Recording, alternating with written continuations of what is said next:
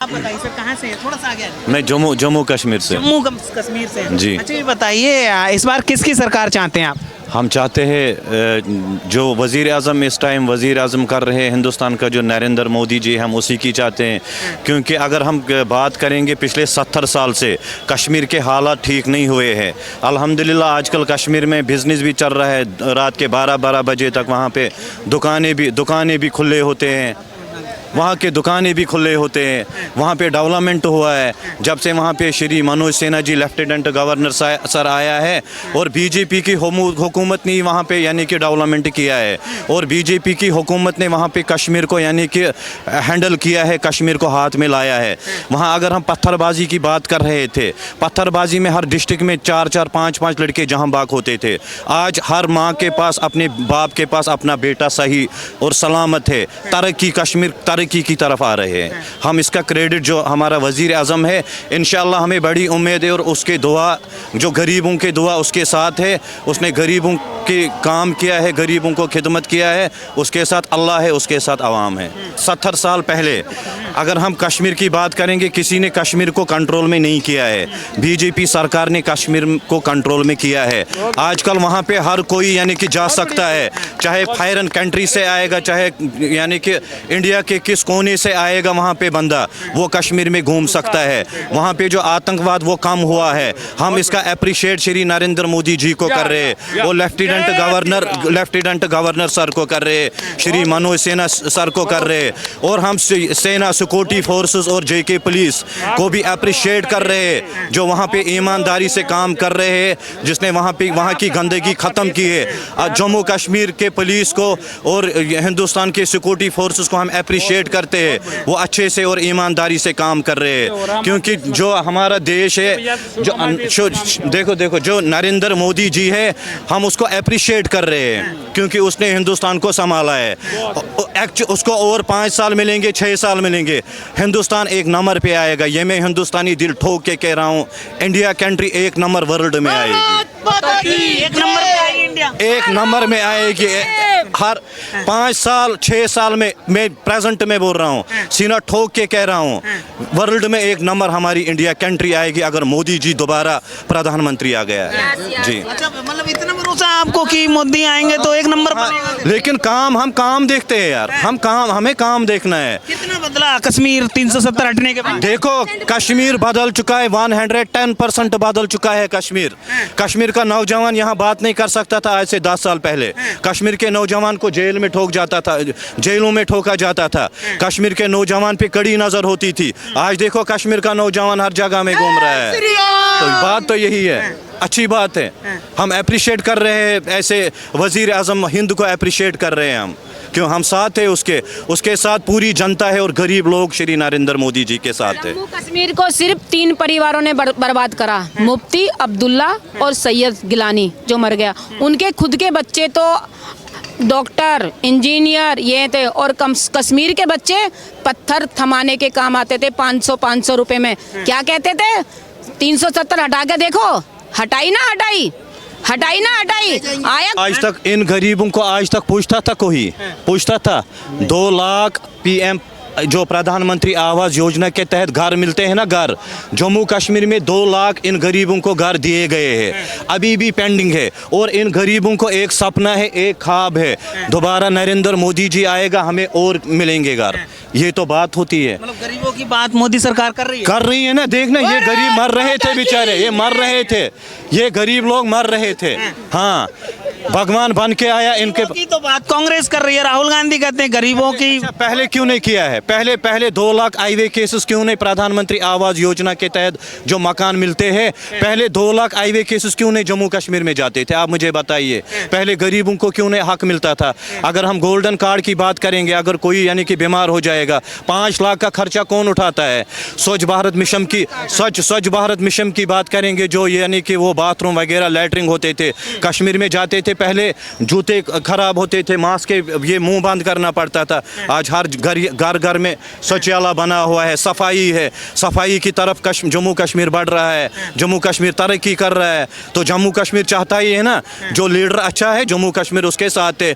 Lieutenant governor sir Shri Manoj Sinha sir, जब से उसने जम्मू कश्मीर का पद संभाला है, कश्मीर का रौनक बदल चुका है, कश्मीर का नाम बदल चुका है। गरीब मोदी जी के साथ है, हम पूरी यूथ पूरी नौजवान मोदी जी के साथ है।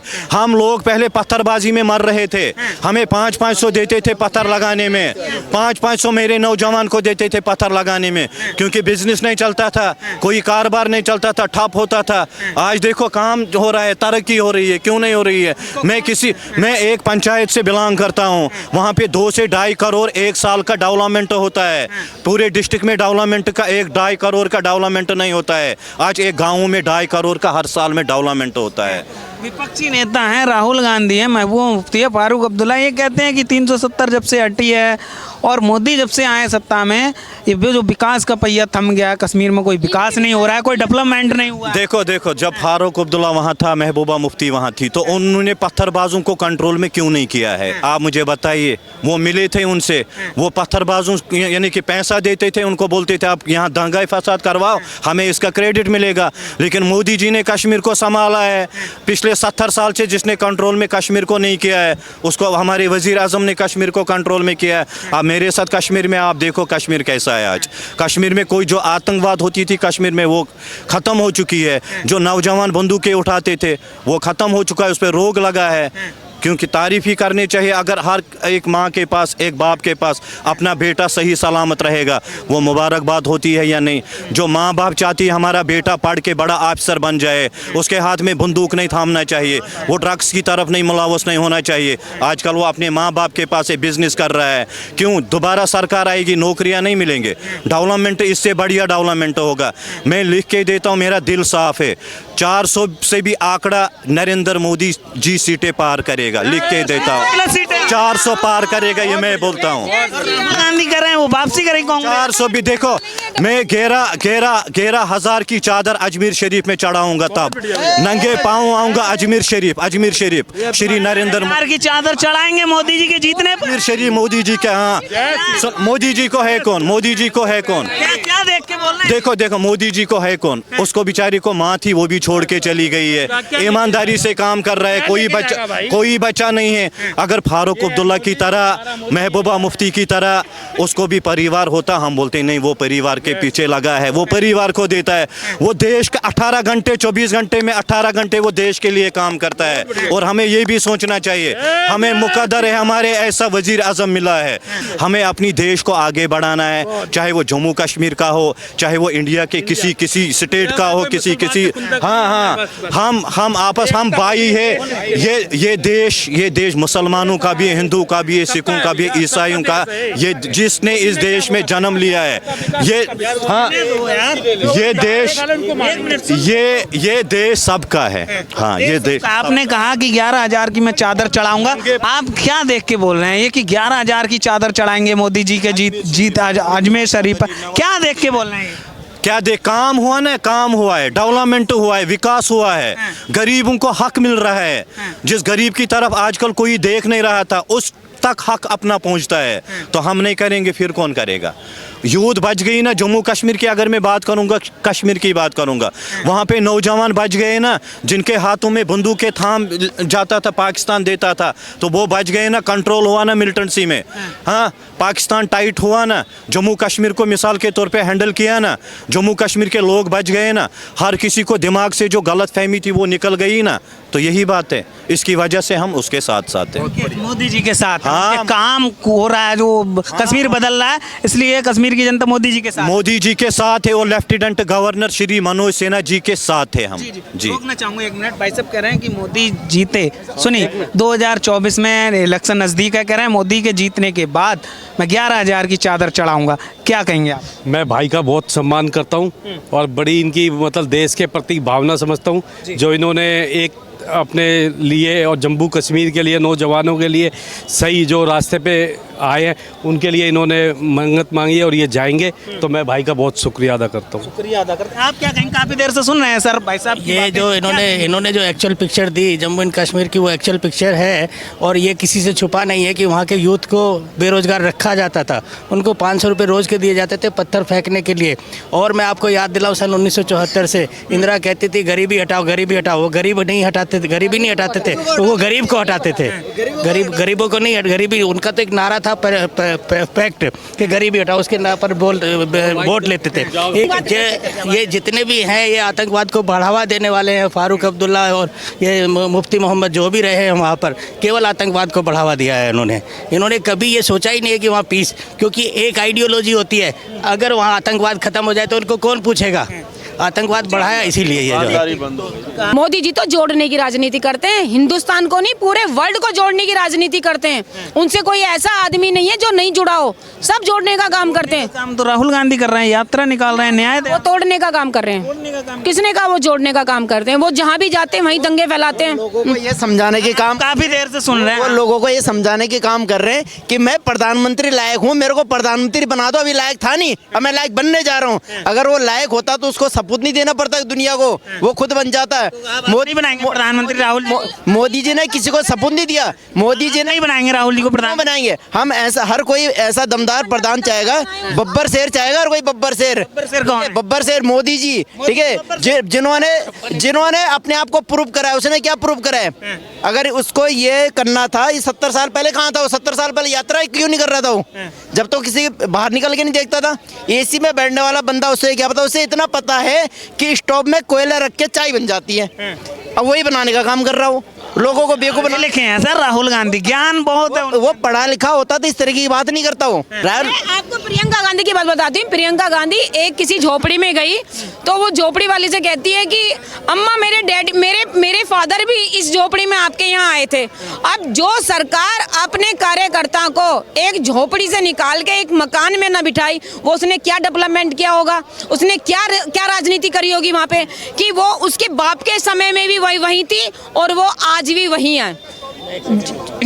आप कह रहे राहुल गांधी पे बिल्कुल भरोसा नहीं है, बिल्कुल जी। और मोदी पे इतना भरोसा क्यों महाराज? आपको पता है हर चीज़ में हमारे हिंदुस्तान डेवलप हुआ है। अगर हम एक छोटा सा मुद्दा ले ले राम मंदिर का, ये राम मंदिर आज विपक्षी जो कह रहे कि राम मंदिर को छोड़िए, राम मंदिर तो बन गया, मुद्दा ही खत्म हो गया। और क्या हुआ इन 10 सालों में, और क्या चीजें बदली? जीडीपी की बात कहूँ, जीडीपी आज टॉप पे अपने हिंदुस्तान की, ठीक है। हर डेवलपमेंट की बात करूँ मैं आपको, मोदी सरकार में आपको नितिन गडकरी जी की बात बताऊँ, भारत के हर कोने कोने तक रोड पहुँच गया। नितिन गडकरी जी एक अपने इंटरव्यू में कह रहे थे कि लोग कहते हैं कि हमारे डिपार्टमेंट के पास पैसा नहीं कर रहे। मेरे डिपार्टमेंट के पास इतना पैसा है कि आप बोलो पैसा कहाँ लगाना। इंसान की काम करने की नीयत होनी चाहिए सर जी, काम करने की नीयत होती है तो उसके पास पैसों की कमी नहीं होती है।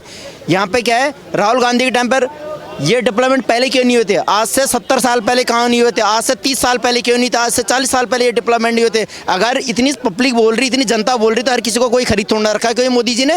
ये इसलिए बोल रही है, वो विकास के नाम पे बोल रही है। वो ऐसा बंदा जो चाह रही थी वो बंदा उनको मिल गया हर चीज़ में। हमारे चाहे वो सनातन को लेकर चले, चाहे पूरे विश्व को लेकर चले, हर हिंदुस्तान को लेकर चले, हर कोने में हमारा हिंदुस्तान आज डेवलपमेंट नंबर 1 है। इसलिए हिंदुस्तान की जनता उनकी मांग कर रही है। मोदी जी बिल्कुल। मैं सिर्फ एक बात कहूँगा, मोदी जी की नीति है वासुदेव कुटुंबकम, सबको साथ लेके चलते हैं। एक दूसरी बात मैं ऐड करना चाहूँगा, जब से 2014 से मोदी गवर्नमेंट आई है, आप मुझे बताओ कि कहीं भी कोई दंगा हुआ है? कम्युनल राइट कहीं भी नहीं हुआ है। और आप पिछला इतिहास देखो, कांग्रेस के टाइम में हर साल दंगा होता था। मेरठ में, कभी बरेली में, कभी मुरादाबाद में, कोई साल ऐसा नहीं होता था कि जिस समय दंगा नहीं हो। तीसरी चीज़ है कि डेवलपमेंट के लिए सबसे पहले क्या चाहिए? इंफ्रास्ट्रक्चर चाहिए। मैं कैनरा बैंक में DGM हूँ, इसलिए मुझे पता है जब इंफ्रास्ट्रक्चर डेवलप होगी तो सारा डेवलपमेंट होता है। अब ये दो मुद्दे लेते हैं विपक्ष वाले, महंगाई और बेरोजगारी। मैं ये कहता हूँ कहाँ बेरोजगारी है? कितने इंफ्रास्ट्रक्चर, कितनी रोड बनी है, सबको रोजगार मिला है। अभी आप ये देखिए जो अपना ये स्ट्रक्चर बना, मैं नाम नहीं लूँगा, उसके कारण कितने लोगों को रोजगार मिला है। और केवल एक ही कम्युनिटी को नहीं, जिसमें दिए बनाए मोमडन ने, दरवाजे बनाए मोमडन ने, सभी को रोजगार मिला, कोई पक्षपात नहीं हुआ है। डेवलपमेंट हो रहा है चारों तरफ। दूसरा वो कहते हैं कि ये महंगाई, ग्रोइंग इकोनॉमी के लिए इन्फ्लेशन इज मस्ट, लेकिन हायर इन्फ्लेशन नहीं होना चाहिए। ग्रोइंग इकोनॉमी में इन्फ्लेशन 8% तो मस्ट है, तभी जो है अब बजट में डेफिसिट होता है। बजट डेफिसिट वो इसीलिए होता है क्योंकि एक्स्ट्रा जो है रिसोर्सेज डेवलप किए जाए। और दूसरी बात है मोदी का तो जो है ये देखिए 56 इंच का सीना है, तो सही में 56 इंच का सीना उन्होंने करके दिया। हाँ।